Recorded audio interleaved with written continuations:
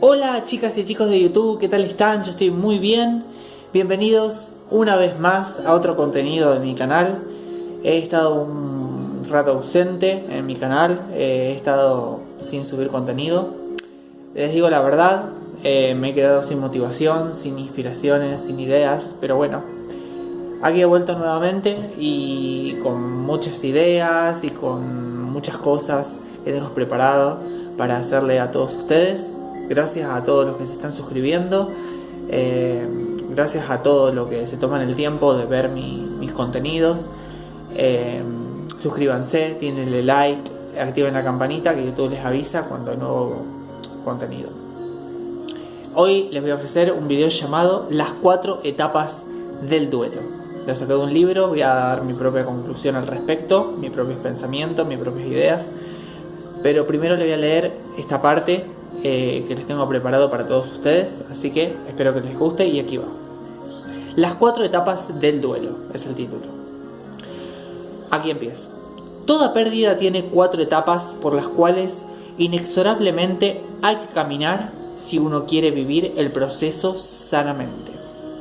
Los psicólogos hemos escrito que estas 4 etapas son la de shock, la de rabia, la de pena y finalmente la de reconciliación con el duelo.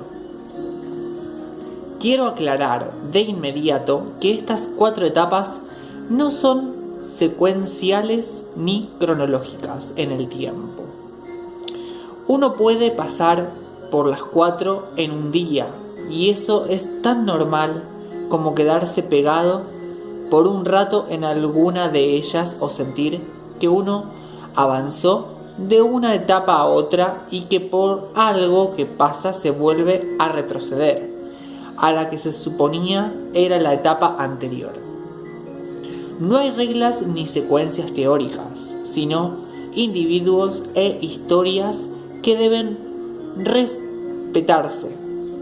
De hecho, para que un duelo sea evaluado como normal, tiene que haber pasado un año entero, debido a que hay que pasar por todas las fechas que con esa persona fueron importantes. Primera Navidad, Año Nuevo, cumpleaños suyo y mío, día de lo que sea que se celebraba, de acuerdo a las costumbres que teníamos con el que partió, etc.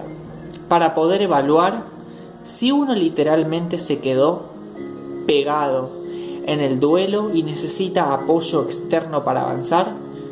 Cuando decía que muchas veces no éramos respetuosos con las penas del otro y que los apurábamos a superarlas. Por una parte, por miedo a no saber qué hacer y por otra parte, para poder seguir con nuestras vidas. Con los duelos pasa lo mismo. En general, independiente de las características de la pérdida, no se permite más de 3 meses para sufrirla. Y estoy siendo generoso. Pasado ese tiempo, uno debiera estar bien y tener todo asumido. Esto inevitablemente lleva a que las penas se vivan en soledad y por lo tanto el riesgo de una enfermedad física aumenta. En la medida en que la pena literalmente se enquista en el alma y en el cuerpo.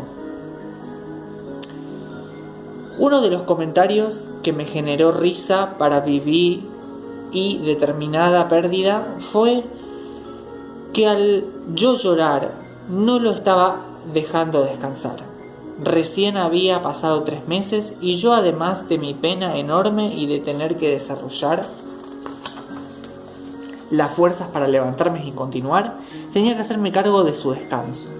Como este ejemplo, hay muchas que evidencian el poco respeto que muestran algunas personas, lo que impide que podamos vivir sanamente nuestras pérdidas. Por eso, las orientales dicen que cuando lloramos por una pérdida, al final lloramos por nosotros.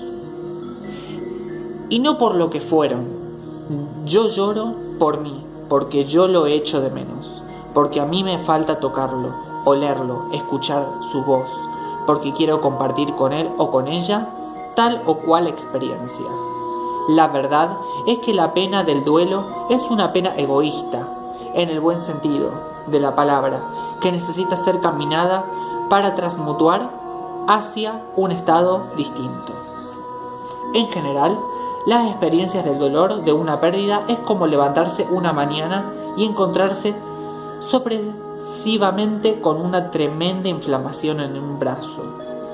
Esa inflamación, que ve a kilómetros de distancia, la reconoce todo el mundo, duele profundamente y nada que uno tome, se diga o se administre como remedio logra disminuir la inflamación. Como uno tiene que seguir transitando por la vida lentamente, después de algunos días de parálisis, dada la grandeza de la inflamación y del dolor, se comienza a caminar con este daño, a cuestas, lo que permite recibir la compasión de un buen sentido y el acompañamiento de otros, que al ver la tremenda lesión consuelan, nutren y dan afecto con el objetivo de encontrar algo que logre atenuar el dolor. Con el paso del tiempo y el transcurso de los meses, se ha aprendido, con días buenos y días malos, a caminar con esa inflamación. Los especialistas irónicamente dicen que el tiempo ayudará, pero uno tiene la certeza de que siempre estará ahí. Efectivamente, con el tiempo la lesión parece disminuir. El resto ya casi no la percibe, como si lentamente se hubiera hecho invisible, o uno experto en ocultarla. Sin embargo, uno sabe que está aquí, que tiene otra forma, que incluso puede llegar a sentirse menos o ratos no sentirse, pero hasta que llegue una fecha, un aroma, una voz u otras circunstancias que me la recuerde para que la conciencia de esa inflamación vuelva a estar presente y adquiera incluso a veces la misma nitidez y sensación que el primer día. Puede incluso pasar que la inflamación desaparezca, que nadie la vea, pero la persona que experimentó una pérdida en la vida sabe que está ahí por eso. Este proceso, como dije al principio del capítulo, pasa por 4 etapas que, insisto, no tienen un orden lógico ni secuencial, pero que es importante vivirlas todas, aunque sean juntadas y desordenadamente. Como factor común a estas 4 etapas, quiero mencionar que es importante que sea posible comunicar y conversar de la forma en que cada persona libre y soberanamente quiera hacerlo. Aquí no hay fórmulas ni esquemas preestablecidos. Si la persona quiere expresarse hablando, llorando, viendo todas las fotos o guardándolas, eliminando la ropa o dejándola en el closet por un tiempo razonable, todo está bien en la medida en que haya conciencia de que está en un proceso, para así poder ser flexible con todos los cambios a que éste traiga. La primera etapa es que de un shock o de una negación de la situación de pérdida es la resistencia a aceptarla como una verdad. Es pensar, por ejemplo, que el otro va a llegar, que lo vamos a encontrar sentado donde siempre se sentaba, que anda de viaje pero va a volver, etc. Eso sería pensamientos positivos, viéndolo de mi forma, ¿no? Tiene que ver con el no poder creer, que no querer creer que el evento sucedió. Esta etapa es mucho más fuerte e intensa en las partidas repentinas y inesperadas, ya que, como veremos en el capítulo sobre el cáncer, el inicio de esta fase se da en el momento del diagnóstico y no con la muerte del enfermo. Un ejemplo muy representativo de cómo se vive esta etapa de shock en el que ocurrió en mi país con el accidente de avión de Isla Juan Fernández, cuando los chilenos pasaban mucho tiempo pensando que no era verdad no creíamos que los pasajeros, sobre todo las figuras de mayor excisión mediática, hubieran partido. Generalmente en esta etapa, e independiente de cómo se dé la pérdida, la sensación de pequeñez y literalmente de insignificancia frente a las leyes de la vida es enorme. Uno empieza a sentir que no tiene ningún control frente a la existencia humana. Es como suponer que todo, absolutamente todo, puede pasar, y eso genera, frente a lo cotidiano, una experiencia de fragilidad inmensa que muchas veces es difícil de manejar. Esta es la etapa del duelo que se supone a prueba de una de las mayores tendencias que tenemos en los seres humanos y que tiene que ver con querer controlar todo en la vida, en una sociedad que evita a toda costa tener miedo, donde todo se instala para protegernos y para que nada nos pase. La aparición de la muerte rompe este equilibrio que parecemos haber desarrollado en forma tan eficiente. Nuestras casas cuestan con todo tipo de seguridades, nuestros bancos existen para proteger, lo que hemos conseguido reforzando siempre la idea de que tenemos el máximo de control de nuestras vidas, y así nos volvemos cada vez más seguros hasta que llega la muerte como vista inevitable, y uno empieza a entender que en la medida en que envejecemos cada vez tenemos más claro que es muy poco lo que se puede controlar y que en la vida sorprende a cada rato.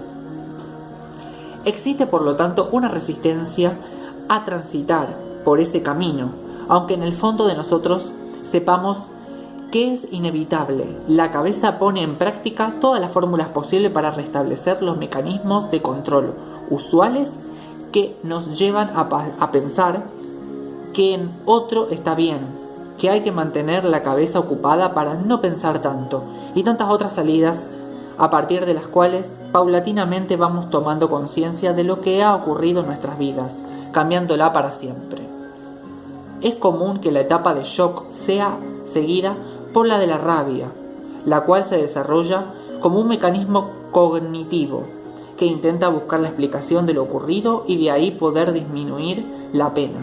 Al realizar este ejercicio, que es natural y espontáneo, se intenta buscar responsable a la rabia, se empieza a trasladar hacia la persona que se fue, hacia los posibles causantes de la partida, si es que lo hubo, hacia Dios, si es que se cree en Él, o hacia la vida en general, como la causante ilógica de este dolor, habiendo transmitido por esa etapa rabiosa que, insisto, siempre va mezclada con otras.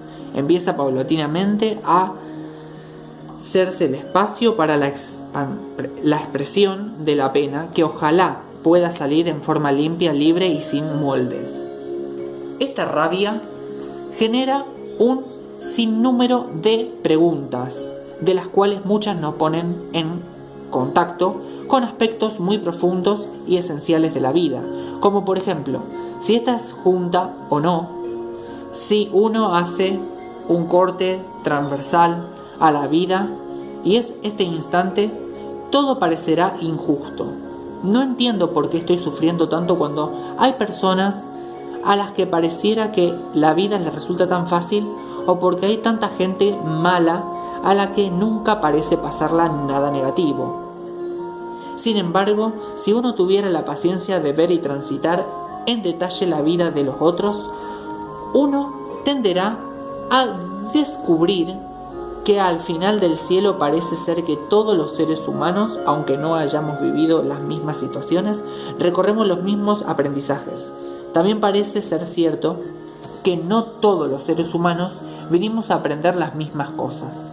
Y yo soy un convencido, dadas las investigaciones que he realizado, explica aquí el libro, que en nuestras historias tenemos un solo tema que vamos trabajando. Unos aprenderán toda la vida a ser más humildes, otros a controlar la ansiedad, otros pelearán con la responsabilidad, etc. Creo, eso sí, que mientras más rápido aprendemos la lección, más rápido la vida nos deja de molestar. El gran desafío parece ser descubrir lo antes posible cuál nuestro aprendizaje. En este proceso, la rabia es un buen mecanismo para hacerse ciertas preguntas y que nos ayudan a descubrir tanto los dolores evidentes como aquellos dolores silenciosos que se muestran y que generalmente son vividos, puertas adentro, sin ser compartidos.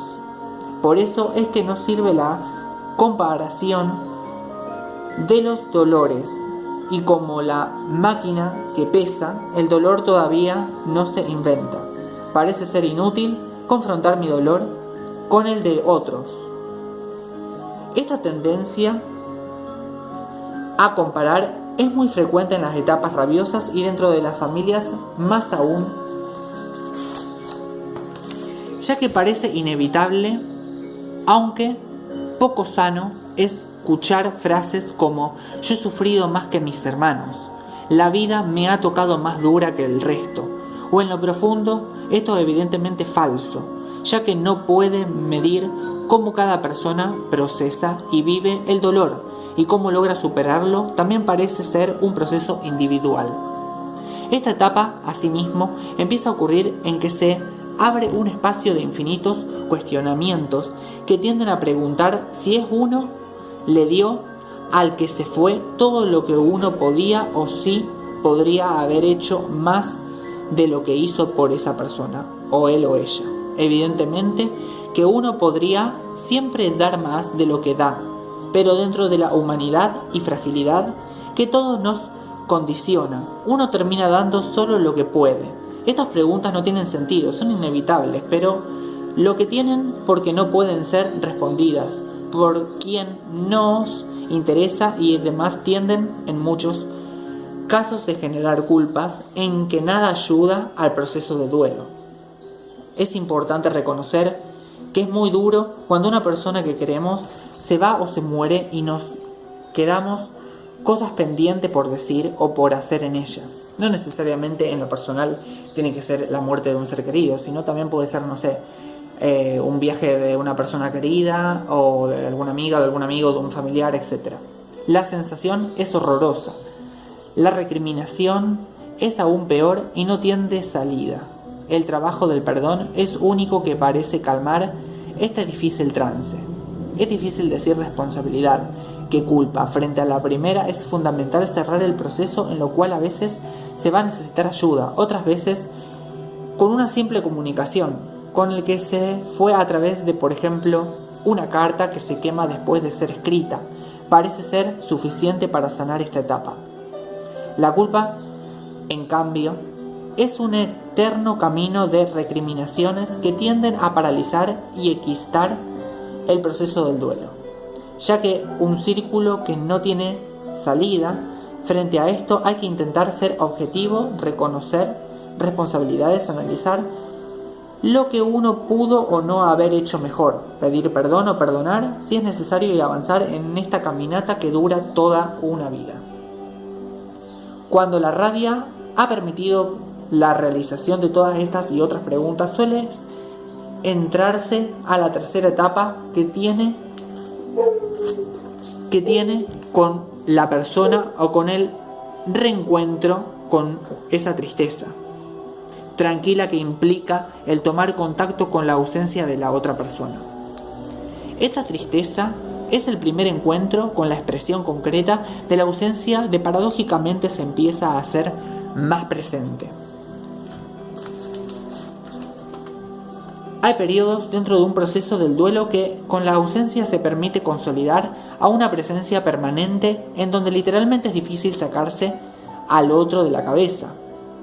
Todo parece recordarlo y es muy difícil realizar cualquier tarea sin que esa persona que se fue o esté en alguna parte de mi mundo emocional, lo cual aumenta la sensación de fragilidad frente a la pena que se siente. Dentro de uno sabe lo que el otro está ahí. Y a pesar de que podemos seguir funcionando bien o en lo cotidiano, sentimos una pena basal por sobre la cual construimos una cotidianidad que tiene olor a falso, pero que nos ayuda a seguir adelante con nuestra vida. A medida que iba revisando esta etapa con las personas que participaron del estudio, siempre me preguntaba por qué existe tanto miedo a llorar. Es como si sintiéramos que al llorar caemos en un vértigo que no vamos a poder controlar y que de ahí iremos hacia un túnel oscuro que parece falsamente llevarnos a una depresión, que es la máxima evidencia del no control de nuestro estado de ánimo. Llorar es muy bueno y muy sano, y está lejos de llevarnos a ese lugar tan horroroso que imaginemos en nuestra mente. De hecho, es más probable que nos enfermemos si no sanamos la pena que si lo hacemos en forma libre y natural. Al darle curso de la persona, ocurre en paralelo al tener que continuar con la vida y que ha terminado ningún segundo. Esta es una de las sensaciones más fuertes en un proceso de duelo. Da mucha rabia percibir de la vida continúa igual y no ha tenido la generosidad de detenerse por mi dolor. Las cuentas hay que pagarlas igual y los compromisos en algún momento parecieron suspenderse como haciendo alianza con mi pena. Resurgen y presionan a continuar aunque no quieran. Este es el momento en que veremos diciendo la frase Mafalda, parecen en un mundo en que quiero bajar y descubrirnos a nuestro corto andar en un mejor avance, porque la prostagación va generando una bola de nieve que es difícil superar después. El mantener la cabeza ocupada, el trabajo en alguna otra actividad facilita el camino que hay que recorrer, porque así, al menos, a ratos el dolor parece no estar presente. No hay mucho que hacer para eliminar esta sensación, solo podemos aceptarla y aprender a caminar, a caerse y a volver a parar con ella para sentirla más propia. Durante la etapa de la pena, una de las reacciones más comunes es empezar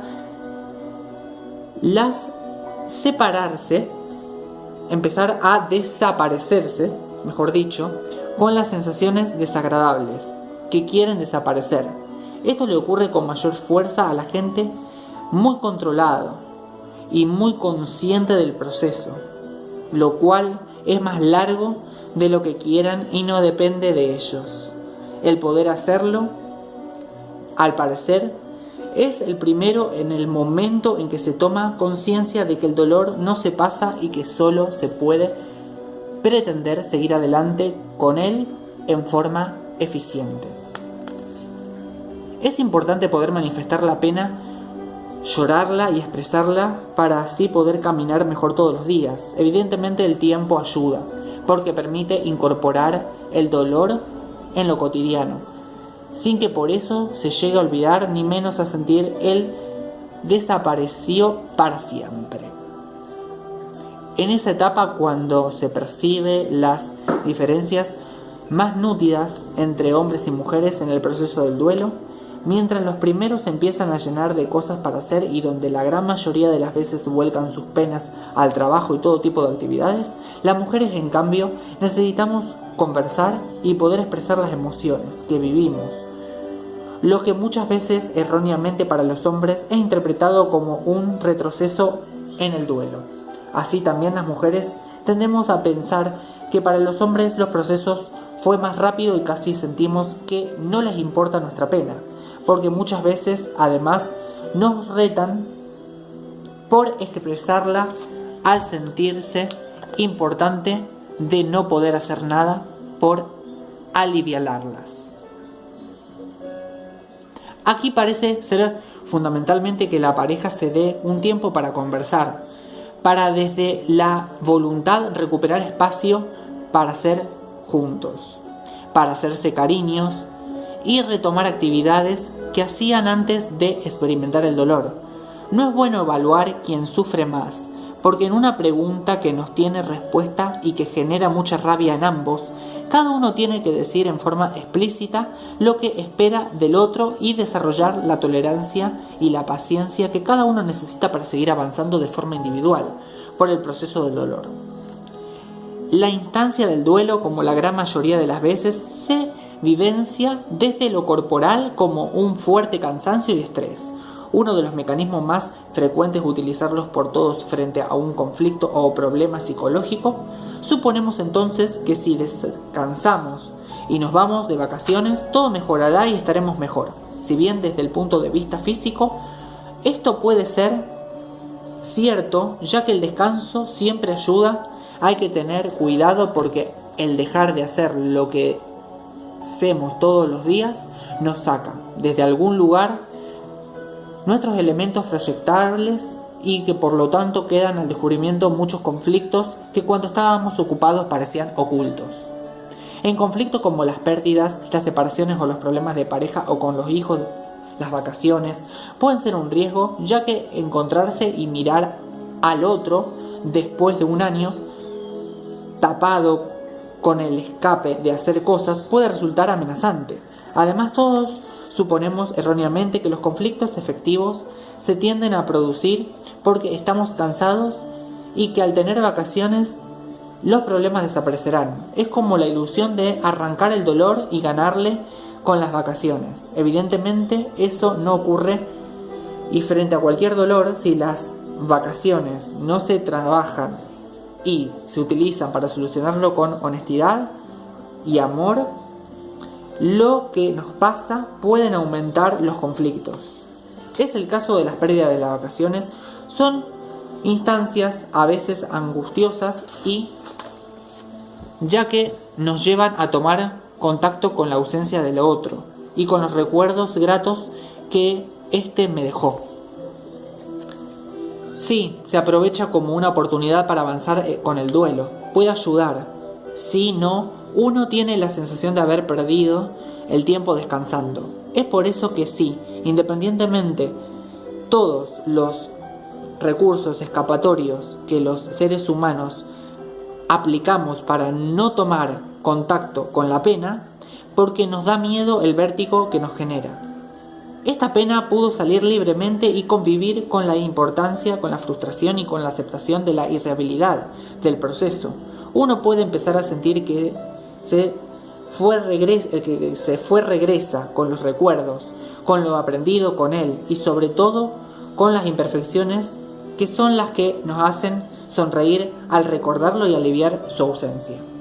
Todo esto tiene como trasfondo la transmutación o transformación que los seres humanos tenemos que hacer para aprender a desligarnos de lo concreto.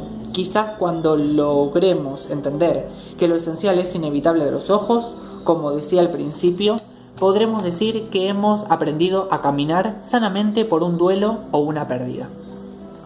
Esta instancia final del camino nos encontramos con la cuarta etapa llamada la reconciliación con el duelo.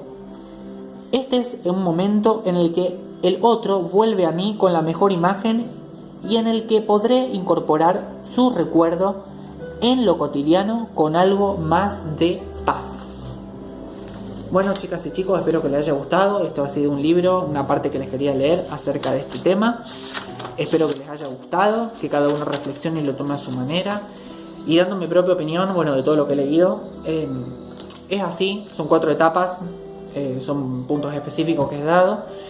Uno tiene que pasar por ese duelo, por esa etapa, es natural, es normal, somos seres humanos, ya sea un viaje de un ser querido, familiar, amigo, sea la muerte de alguien, etcétera, etcétera. Nosotros tenemos que pasar por eso y es natural y normal que el cuerpo nos dé determinadas sensaciones y es todo un proceso de llanto, es muy sano llorar, recordar, ser positivo, ¿no? Decir, ¿qué ha dejado esta persona para mí?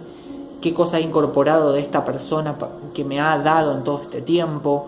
¿O qué cosas he logrado yo de bueno de esta persona?